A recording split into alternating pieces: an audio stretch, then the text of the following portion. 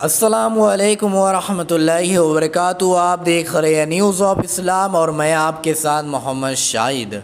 फ़ौज के तौहीन के जुर्म में श्वेता सिंह को भेजना था जेल, लेकिन सरकार ने उसे ग्राउंड रिपोर्टिंग के लिए गलवान वादी भेज दिया है। दोस्तों, जैसा कि आप जानते हैं कि 14-15 जून को जब गलवान वैली में चीन ने भारत के 20 जवानों को शहीद कर दिया, 60 किलोमीटर ज़मीन पर कब्ज़ा कर लिया, कई फ़ौजियों को गिरफ़्तार कर लिया, 73 जवान शदीद ज़ख्मी हो गए, तो इस मौके पर मशहूर खातून जर्नलिस्ट और आज तक की एंकर श्वेता सिंह ने फ़ौज के साथ इज़हारे एकजुहती करने और देश के हक़ में बात करने की बजाय फ़ौज की तौहीन की है। एक शो में तजिज़िया करते हुए सरहद पर भारतीय फ़ौज की शहादत का ठिकरा फ़ौजियों के सर ही फोड़ दिया। फ़ौज की हिम्मत बढ़ाने के बजाय एक तरह से उन्हें बुज़दिल कह दिया और इसकी आड़ में बचाव किया भारत के पीएम नरेंद्र मोदी का। भारत में चीन की दरअंदाजी के लिए जिम्मेदार ठहरा दिया। फ़ौज को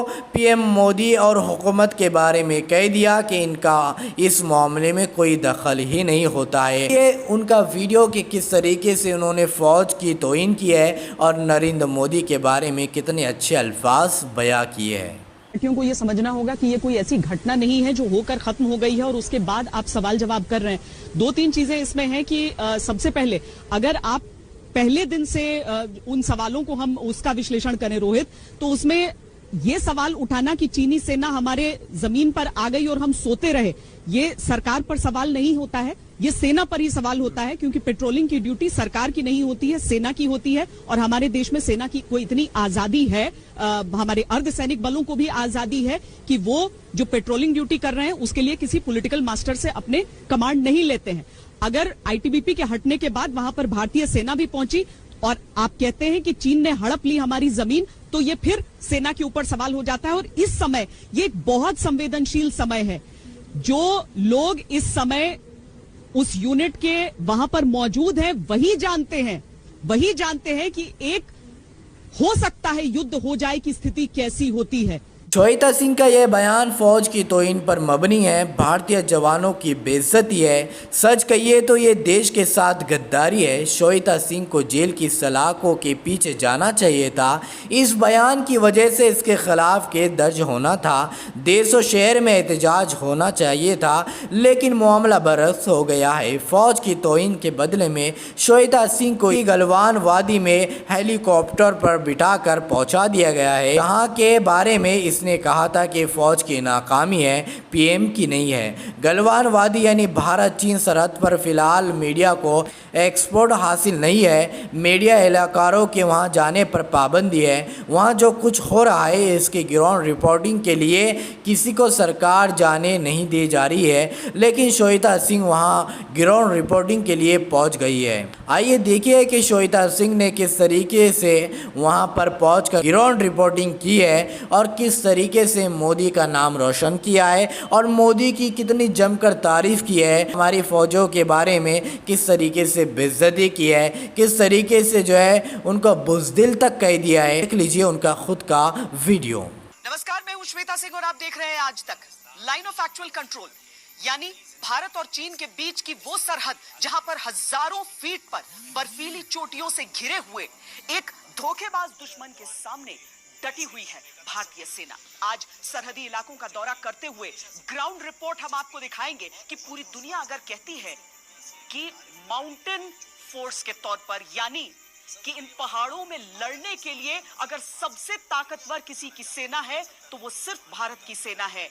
विमान बहुत सारे देशों के पास बहुत उन्नत हो सकते हैं, लेकिन उन्हीं विमानों को उड़ाने वाले जो हाथ होते हैं वो भारतीय पायलट्स किस तरीके से इस तरह के टेरेन में। श्वेता सिंह ने यहाँ पहुंचकर फ़ौज की तारीफ कम की है और सिर्फ कसीदा ख़्वानी की है। प्राइम मिनिस्टर नरेंद्र मोदी की सच के नाम पर 1 घंटा प्रोग्राम में इसने झूठ की इंतहा कर दी है। गलवान वादी की सरजमीन पर इसने बीजेपी सरकार की तारीफ के पल बांध दिए और चीख चीख कर कहा कि चीन ने भारत की 1 इंच ज़मीन पर भी कब्जा नहीं किया है। चीन के पास इतनी हिम्मत नहीं है कि वो भारत को आग भी दिखा सके। श्वेता सिंह की ये रिपोर्टिंग देश के साथ एक और गद्दारी है, लेकिन यहाँ गद्दारों को ही एजाज़ मिलता है, इज्जत मिलती है। सरकार की चापलूसी करने वालों को वहाँ तक रसाई मिल जाती है जहाँ सभी के जाने पर पाबंदी आयद हो जाती है। तो देखा आपने कि इस वक्त जो है श्वेता सिंह को जेल की सलाखों के पीछे होना चाहिए था, लेकिन आज श्वेता सिंह जो है उनको जो है एजाज़ दिया जा रहा है। उनको ग्राउंड रिपोर्टिंग के लिए जो है हेलीकॉप्टर के ज़रिए से गलवान वादी जो है भेज दिया गया है रिपोर्टिंग के लिए। और मोदी साहब की कितनी जमकर तारीफ़ की है। तो आज हमारे देश के गद्दार इस तरीके से देश पर राज कर रहे हैं और देश के बारे में इस तरीके से गलत बातें लोगों के सामने बयान कर रहे हैं।